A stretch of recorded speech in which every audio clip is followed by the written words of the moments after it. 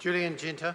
Thank you, Mr. Chair. I thought one of the interesting admissions from the national government today in reference to this bill in his speech, the Finance Minister, Bill English, admitted that by closing this loophole in the emissions trading scheme, it's going to have an impact on the Crown's operating surplus to the tune of about 300 million over 4 years.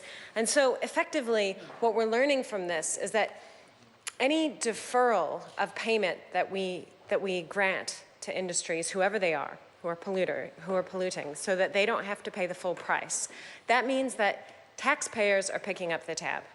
So now taxpayers are going to benefit from closing this loophole, which is great. And I thank the Minister for bringing this small change to the House today. We absolutely support it. But we need to go further than that, and we need to be honest about the fact that there is a cost involved in this pollution. And if the polluters themselves are not facing that cost, there will be more pollution than there would optimally be. And it's taxpayers, but not just taxpayers here in New Zealand, it's actually all of us as inhabitants of planet Earth who are paying this cost, and particularly future generations. So what I notice in the regulatory impact statement work on this bill, which we haven't had much time to look at, and I regret that this is having a shortened process, because it would have been interesting to see if, if going through a more full select committee process, we could have made additional improvements to this bill.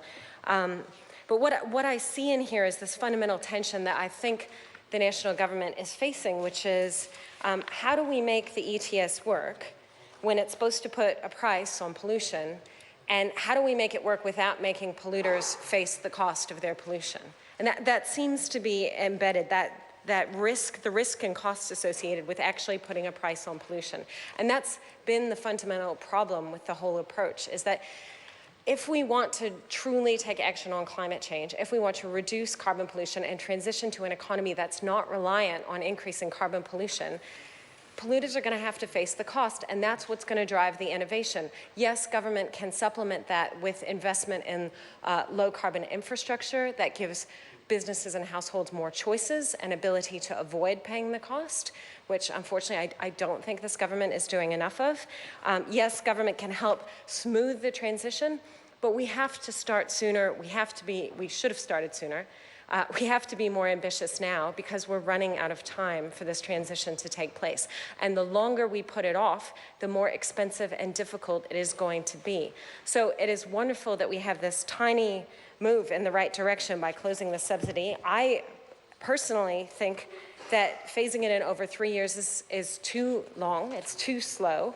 It's too much of a concession to polluting industries who have fought paying the true cost of their activities for over a decade now. And they will continue to do so. And they will continue to say that they're going to be disadvantaged. But just because they're disadvantaged doesn't mean the economy is disadvantaged, because there will be new jobs created in clean industries. And that is what every piece of environmental regulation and legislation that's been put into place has shown.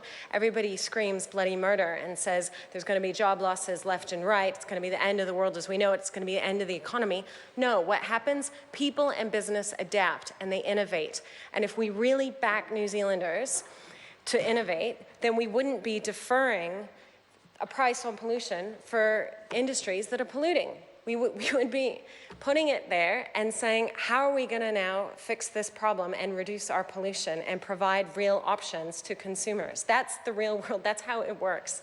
That is entirely in line with economic theory. But it doesn't work, I think, for this national government, because ultimately they are defending the status quo and they don't believe in change and transition enough. They don't back New Zealand enough to say that we will rise to the challenge of climate change and come up with better solutions.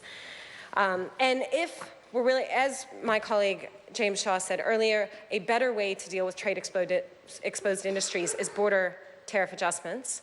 But another thing to do is to be leading in our international trade negotiations, making a fair price for carbon pollution a priority in any international trade negotiations, because the fate of the world rests in our hands.